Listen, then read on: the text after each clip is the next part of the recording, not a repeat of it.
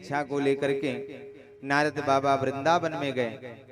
यमुना जी के किनारे से नारद बाबा चले ही जा रहे थे कि रास्ते में उन्होंने देखा कि यमुना जी के किनारे ही एक स्त्री जो जोर जोर से रो रही है और उसके सामने दो पुरुष, वृद्ध पुरुष अचेत अवस्था में पड़े हैं, वृद्ध हैं, अचेत हैं।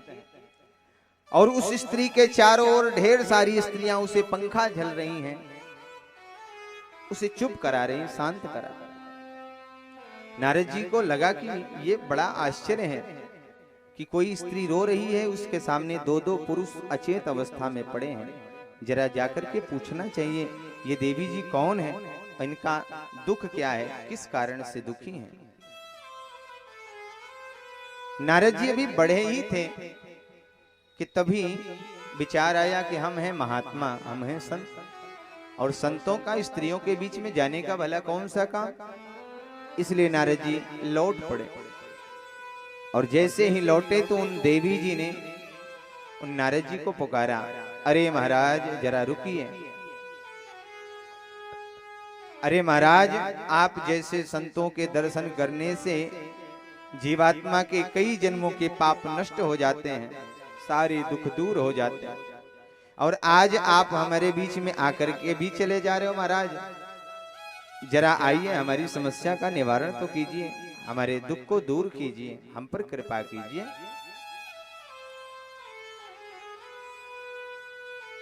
तब नारद बाबा उन देवी जी के पास चले गए और जाकर के नारद जी उस आश्चर्यजनक दृश्य को देखने लगे।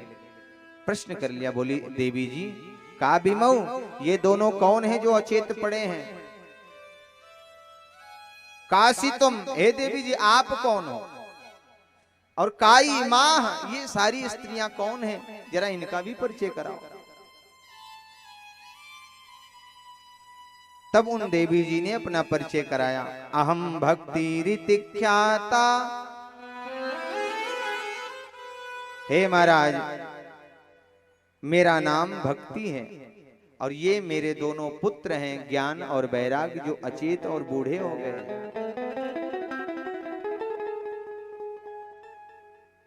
दक्षिण भारत में मेरा जन्म हुआ, कर्नाटक आदि में पली बढ़ी, कि भगवान के सभी जन्म ये भारत की भूमि में हुए। भगवान ने कहा, नारद जी ने कहा, माता जी आप बिल्कुल चिंता न करो, वृथा खेद से बाले, अहो चिंता तुरा कथम, श्री कृष्ण चरणाम भोज, स्मर दुखम गमिष्यति, द्रौपदी च परित्राता, येन कौरव कस्मलात्, पालिता गोप सुंदर्यः, स कृष्णः क्वापि नो गतः। हे भक्ति महारानी आप व्यर्थ में चिंता करती हो, वृथा खेदय से बाले, अहो चिंता तुरा, आप क्यों व्यर्थ में चिंता करती हो। अरे आप तो केवल भगवान उन श्री कृष्ण के चरणों का स्मरण करें, उनका ध्यान करें, उनका चिंतन करें, स्मर दुखम गमिष्यति। बड़े विश्वास के साथ नारद जी कहते हैं, आप केवल उन भगवान के चरण का स्मरण करें, आपके सारे दुख निश्चित ही दूर हो जाएंगे, चिंता न करें।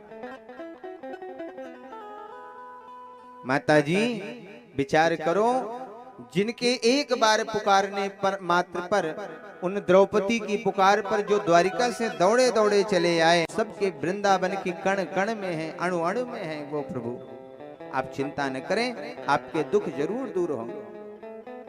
और नारद बाबा ऐसा समझा करके नारद बाबा ने कहा, देवी जी आप चिंता न करो, इस भारत भूमि के जन जन के हृदय में आपकी स्थापना आपके पुत्रों सहित करूंगा, ये मैं नारद वचन देता। और अब नारद बाबा ज्ञान वैराग्य के सिर को उठा के अपनी जांघ पे रख करके उन्हें प्रेम से जगाने का प्रयास करने लगे।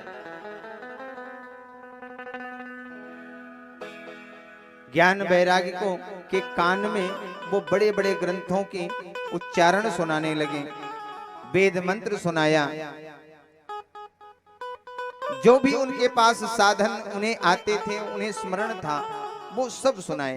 गीता पाठ एक बार नहीं, गीता पाठेर मुहुर्मुहुः, एक बार नहीं कई बार गीता पाठ सुन। अच्छा, गीता पाठ सुनाने के बाद थोड़ी चेतना वापस आई, लेकिन फिर से निस्तेज होके वे गिर गए।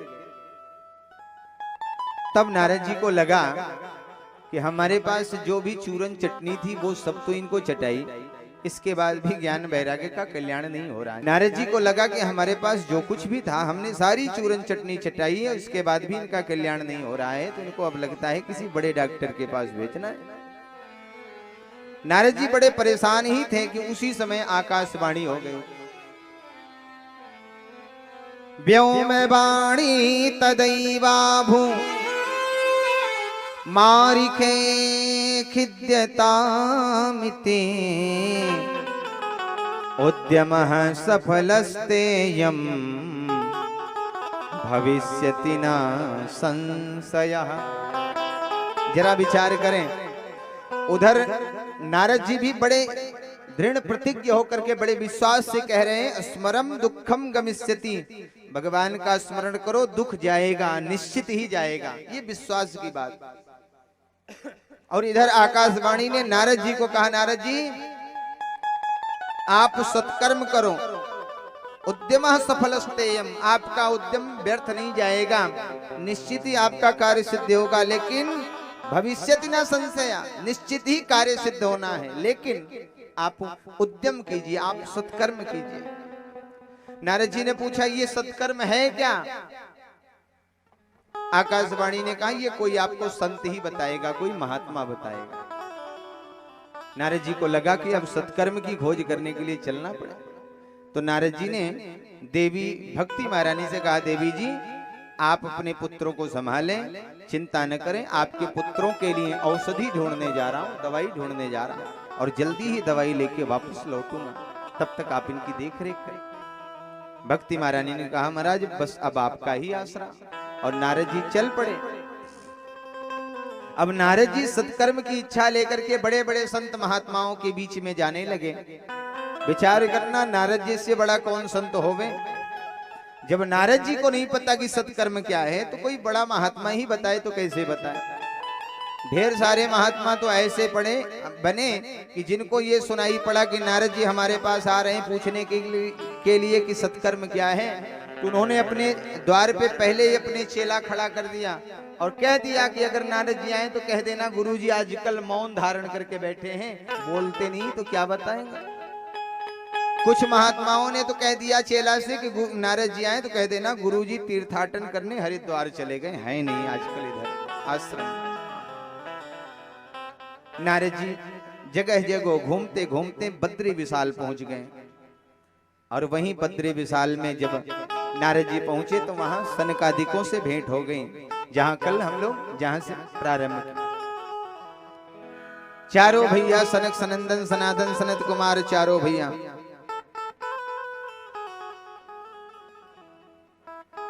बद्रिकाश्रम में भेंट भई। चारों भैया ने कारण पूछा, नारद जी ने पूरा कारण बताया, और जैसी कारण सुना चारों भैया गदगद हो गए और कहने लगे, नारद जी आप बिल्कुल चिंता न करो, समझो कि आपका काम हो गया है।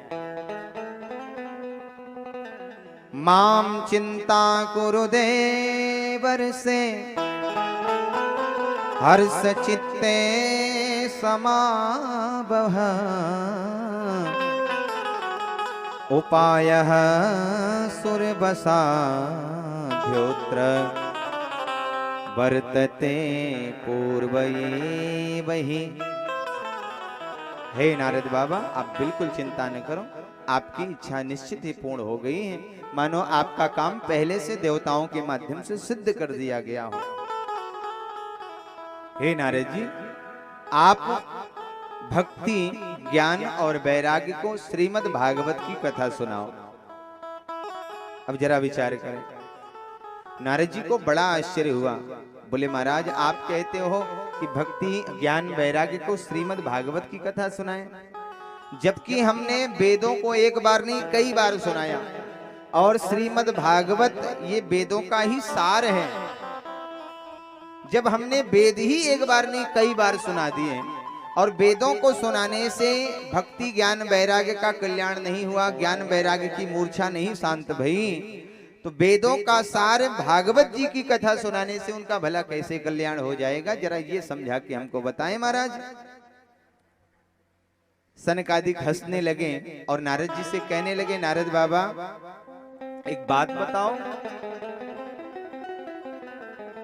जो कार्य मूल करता है क्या वही कार्य सार भी कर सकता है? जैसे आप विचार करें, यदि आपके पास कोई आम का पेड़ हो और आम का सीजन आवे तो वो बड़े बड़े आम फल लेवे, और जब पक जावे तो उस फल को खाने में बड़ी मिठास आए, आह आनंद आ गया, आप ऐसा कहें कि बहुत सुंदर फल है, बड़ी सुंदर मिठास है। लेकिन विचार करें, आम का सीजन निकल गया, अब आपको वही आम खाने का मन करे और वो आम तो समाप्त हो गया, सीजन समाप्त हो गया। जब आम का मौसम निकल गया और आपको फिर भी वही आम खाने का मन होवे, तो ऐसी स्थिति में वो आम तो मिलने वाला नहीं। तो आप सोचो कि आम तो नहीं मिले, क्यों नहीं इसके पत्ते ही तोड़ के चबाए जाएं, इसकी डाली ही तोड़ के चबाई जाए, तो बताओ स्वाद मिलेगा आम का? मिलना है? नहीं मिलना।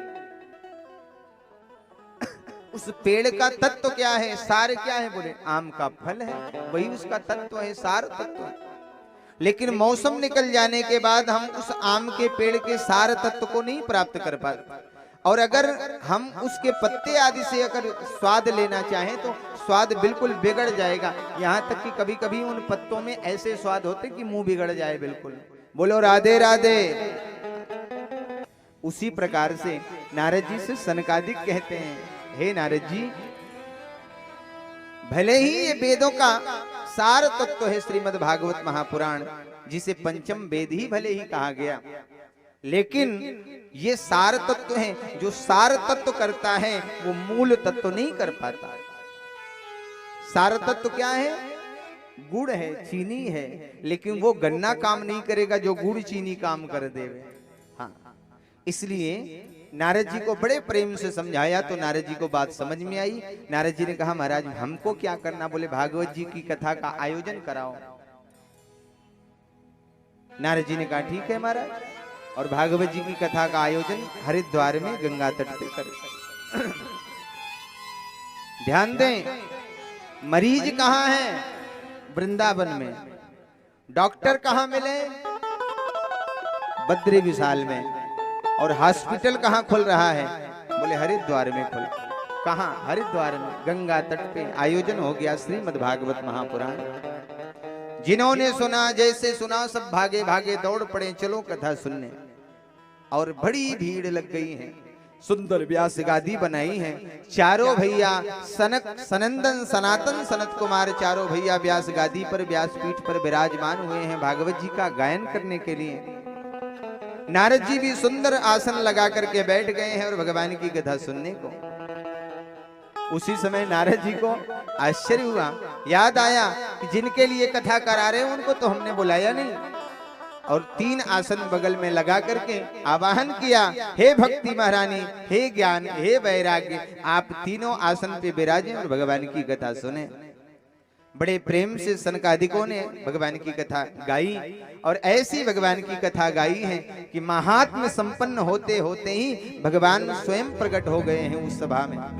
और भगवान के साथ उनके समस्त दिव्य पार्षदों सहित भगवान के पावन भक्त भी प्रकट हो गए, और बड़े प्रेम से भगवान की कथा का गायन प्रारंभ हो गया। सभी प्रेम से भगवान का कीर्तन गाने लगे। ताता थैया करके प्रहलाद जी मजीरा बजाने लगे, अर्जुन जी मृदंग बजाने लगे, कोई ढोल बजाने लगा, कोई ताल बजाने लगा। इस प्रकार से भगवान का ऐसा कीर्तन गाना प्रारंभ कर दिया कि भगवान भी उस सभा में प्रकट हुए हैं, और आनंद से अपने भक्तों के इस कीर्तन का आनंद लेते हुए भगवान भी झूम उठे। बोल भक्त वत्सल भगवान की जय हो। और भगवान की ऐसी दिव्य कथा सुनाई। भक्ति महारानी ज्ञान वैराग्य के साथ प्रकट हो गई, ताता थैया करके झूमती हुई, नाचती हुई। नारद जी को इशारा किया कि महाराज मेरे लिए भी स्थान बताओ, नारद जी ने कहा माता जी अब आपके लिए स्थान यही है कि यहाँ जितने जनमानस भक्त बैठे हैं सबके हृदय में जाकर के आप ज्ञान वैराग्य सहित विराजमान हो जाओ। बोल भक्ति मैया की जय हो।